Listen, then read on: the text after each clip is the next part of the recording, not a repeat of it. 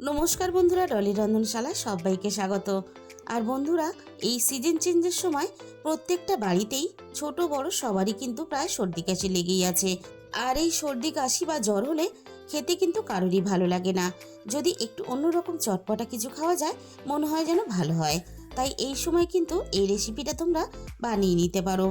গরম গরম রুটি, পরোটা বা লুচির সাথেও যেমন খেতে পারবে, তেমনই কিন্তু শুধু মুখে এক বাটি খেলে তাতেও কিন্তু পেটটা ভরে যাবে। আমি এই রান্নার জন্য দুটো বেশ বড় সাইজের আলু নিয়েছি।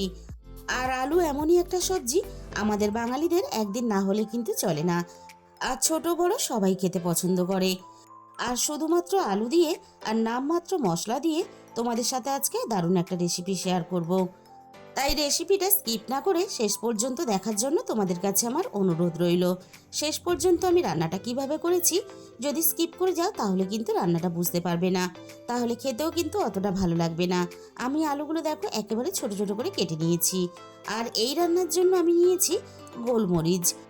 আর এই গোলমরিচের ঝালটাই কিন্তু আমি রান্নাতে বেশি ব্যবহার করব। এখানে আমি একটা হামানদিস্তা নিয়েছি। এবার এই হামানদিস্তার মধ্যে গোলমরিচটাকে দিয়ে আমি গোলমরিচটাকে বেশ ভালোভাবে গুঁড়ো করে নেব। আর বন্ধুরা, এই রেসিপিটা শুধুমাত্র যে জ্বর সর্দি কাশি হলেই মুখে ভালো লাগবে তা কিন্তু না। যদি একবার বানাও তাহলে কিন্তু বারবার বানাতে ইচ্ছে করবে।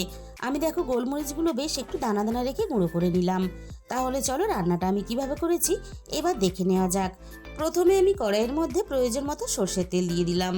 আমি এই রান্নাটা সর্ষের তেলে করব, তোমরা চাইলে কিন্তু তোমাদের পছন্দ মতো সর্ষের তেল বা রিফাইন তেলেও করতে পারো।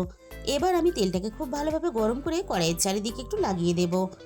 আর এই রান্নাটা করতে খুব বেশি কিন্তু সময়ও লাগে না। মিনিট 15 হাতে থাকলেই কিন্তু রান্নাটা চটজলদি তোমরা করে নিতে পারবে।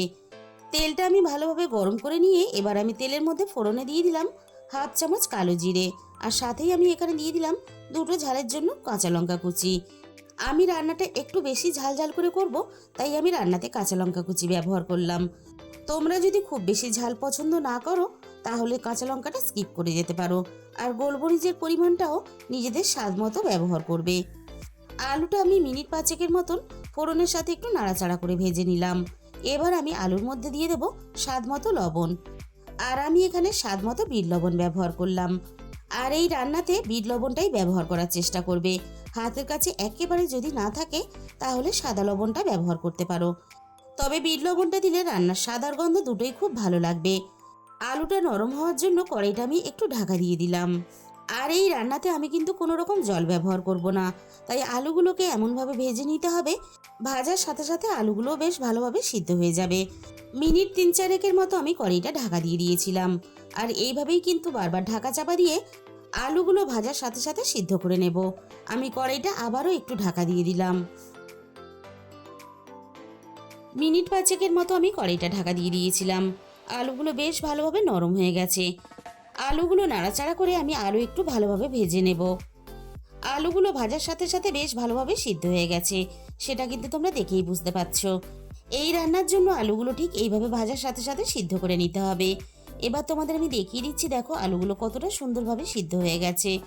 এর থেকে বেশি আর ভাজার দরকার নেই। এবার আমি গোলমরিচের গুঁড়োটা আলুর সাথে দিয়ে দিলাম।